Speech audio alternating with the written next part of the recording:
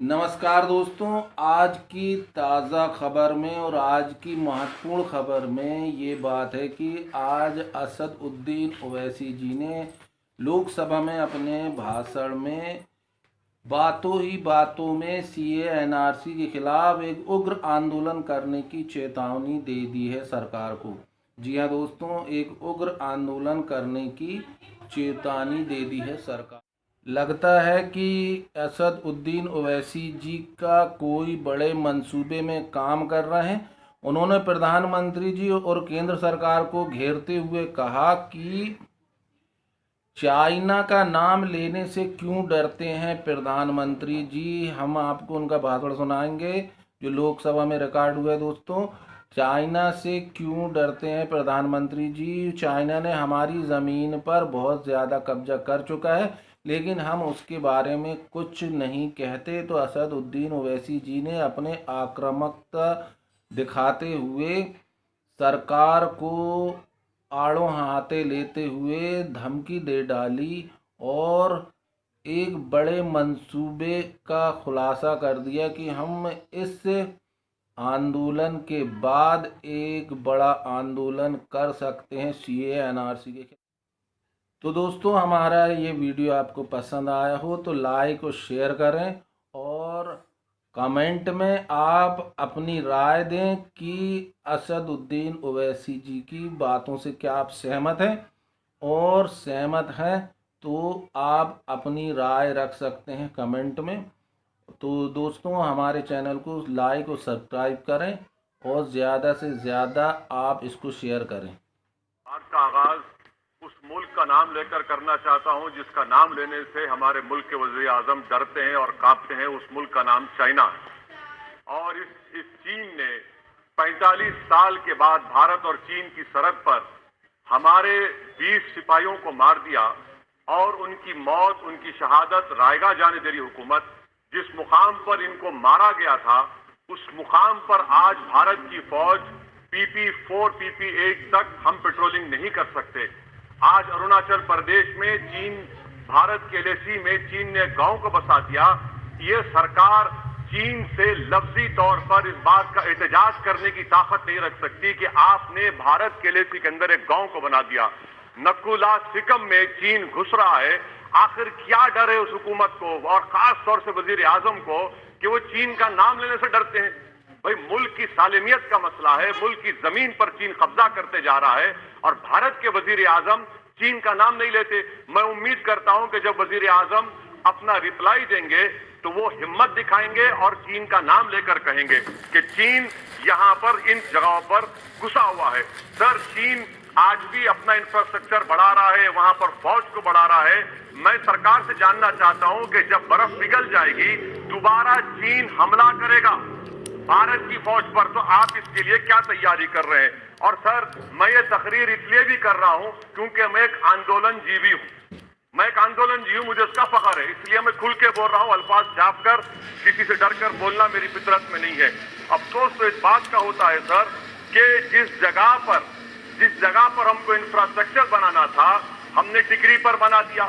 जिस जगह पर हमको वो इंफ्रास्ट्रक्चर बनाना था हमने सिंगूर में बना दिया। जो इंफ्रास्ट्रक्चर की जरूरत थी हमने गाजीपुर पर बना दिया, अरुणाचल प्रदेश में नहीं बनाया। आखिर हो क्या रहा है?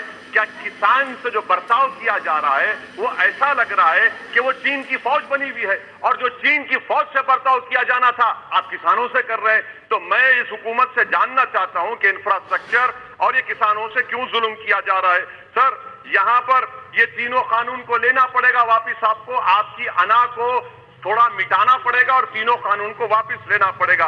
सर, यहां पर मेरे को साहिर लुधियानी का शेर याद आ रहा है। मैं साहिर लुधियानी के साथ माजरत के साथ उस शेर में तरमीम करके कहना चाहूंगा कि जो मौजूदा हालात पर के साहिर लुधियानी का शेर को थोड़ा तब्दील करके कि चीन पर करम, किसानों पर सितम, रहने दे थोड़ा सा भरम, ऐ जाने वफा ये जुल्म ना कर।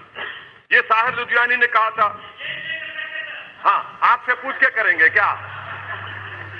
आप तो टुट्टे शायर है, ना शायरी आती आपको, ना ज़ौक़ है, ना कुछ है, बोले जाते हैं, क्या क्या बोलते हैं आपको ही मालूम।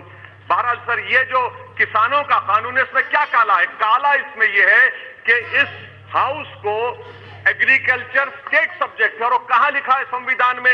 एंट्री 14, एंट्री 28, शेड्यूल 7 में। और ये फेडरलिज्म के खिलाफ है।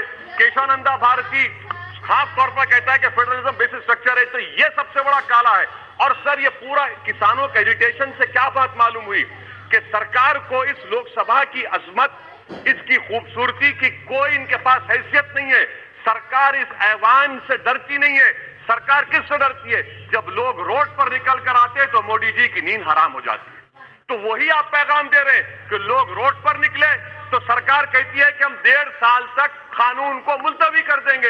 अरे आप कैसा बोलते? क्या इस ऐवान की तौहीन नहीं है कि आप यहां पर कानून अपनी ताकत की बुनियाद पर बनाते हैं और इस लोकसभा की अजमत को निस्तनाबूद कर देते हैं? तो ये बात आपने पैगाम दी कि जब लोग रोड पर निकल कर आते आप डरते हैं। आप बनाओ CAA के रूल्स, इंशाअल्लाह हम दोबारा रोड पे निकलेंगे, पूरे भारत में उसके खिलाफ एहतजाज होगा। सर, तीसरी बात, सबका साथ, सबका विकास, सबका विश्वास, ये भी झूठ है। क्यों झूठ है? बाबरी मस्जिद के डेमोलिशन का केस आता है, जजमेंट आता है और केस में कहा जाता है किसी ने नहीं तोड़ा। अगर सरकार उस जजमेंट के खिलाफ अपील क्यों नहीं करती? अपील क्यों नहीं करती? एक क्रिमिनल एक्ट सुप्रीम कोर्ट ने कहा डेमोलिशन ऑफ बाबरी मस्जिद को। आप हुकूमत में आप अपील इसलिए नहीं कर रहे क्योंकि आप अपने लोगों को पैगाम देना चाहते हैं। क्या पैगाम देना चाहते हैं? कि बेटा काशी मथुरा में भी तोड़ दो, हम तुम्हारे साथ हैं। अपील नहीं करना चाहते बाबरी मस्जिद डेमोलिशन केस को। क्या आप इंसाफ पसंद नहीं है? क्या आप मजलूम के साथ नहीं खड़े रहना चाहते? क्या आप जालिमों को जेल में नहीं भिजाना चाहते जिन्होंने 6 दिसंबर को बाबरी मस्जिद को शहीद किया? आपकी खामोशी इस बात का इकरार है कि आप तशद्दुद पसंद है। आप जबर के नाम पर आपके पास कानून की बालादस्ती का कोई रोल नहीं है। सर, चौथा पॉइंट, आंदोलनजीवी पैरासाइट। सर, जमहूरियत की बका के लिए, संविधान की बका के लिए आंदोलन करना जरूरी है। और वजीर आजम या कोई बरसर इख्तिदार जमात के लोग अगर आंदोलनजीवी पैरासाइट का लफ्ज इस्तेमाल करेंगे तो मैं याद दिलाना चाहता हूं सर आपके जरिए से इस हुकूमत को कि हिटलर ने जर्मनी में यहूदियों के खिलाफ इनको कॉकरोचेस का, टर्माइट्स का, उसके बाद 20 मिलियन, आप देखते हैं कि 2 मिलियन से ज्यादा यहूदियों को गैस के चैम्बर में डाला गया। इस तरह के अल्फाज इस्तेमाल करने से क्या आप भारत में वही जर्मनी की तारीख को दोहराना चाहते हैं? और सर, आप सुन लीजिए। जी सर, थोड़ा बहुत क्या सर?